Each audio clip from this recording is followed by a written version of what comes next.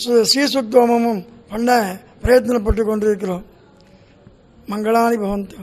சௌதஸ்மார்த்தாதிகங்கர்ம நிகழம் யனசூத்திரம் தஸ்மை சமஸ்த வேதார்த்த ஜெய விகனசே நமஹ.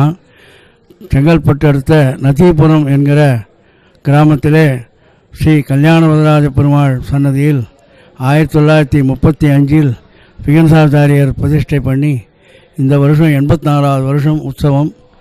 இன்றைக்கு ஆரம்பித்து 9வது நாள் ஞாயிற்றுக்கிழமை 20ஆம் தேதி ஆகஸ்ட் 5/8/2018 கார்த்தாலை திருமஞ்சனம், சாயங்காலம் வீதி புறப்பாடு, சாத்துமுறை எல்லாம் விசேஷ வைகானச குலசுவாமிகள் எல்லோரும் வந்து இந்த உற்சவத்தை ஆரம்பித்து இதுவரை விசேஷமாக நடந்துருக்குது.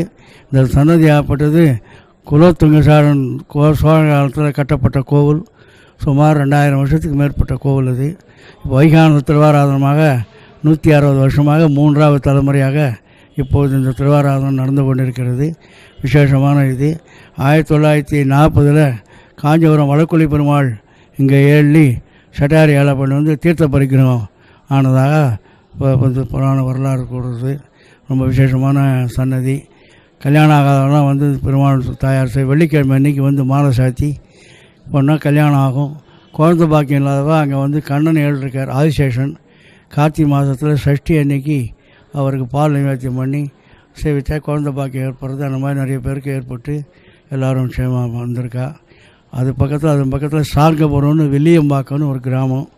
அங்கே பிராச்சீனமான சன்னதி திருவேங்கடமுடியான் சீனிவாச பெருமாள். திருப்பதி மாதிரியா பலம்புரி சங்கத்தோடு ஏழிருக்கார் திரவபேரம். பிராச்சீனமான சன்னதி. அங்கேயும் ஆழ்வாராச்சாரியெல்லாம் ஏழிருக்கா. வந்து அங்கே வந்து ஸ்ரீவத்ச கோத்திரம் யாராவது அவள் வந்து சுவாமிகள்லாம் அங்கே ஏழை பண்ணி பெரிய அக்ரஹாரம் அங்கேயும் திருவாராதனம் விசேஷமாக நடந்துட்டுருக்குது. அந்த சன்னதியும் நாங்கள் பார்த்துட்டுருக்கோம். விசேஷமான சன்னதி. இந்த சன்னதிக்கு எல்லோரும் வந்து ஆத்தூர் கல்யாண சன்னதிக்கு எல்லோரும் வந்து சேவித்து எம்பெருமானுடைய பரிபூர்ண கடாட்சத்தை பெறுமாறு பிரார்த்திக்கிறோம்.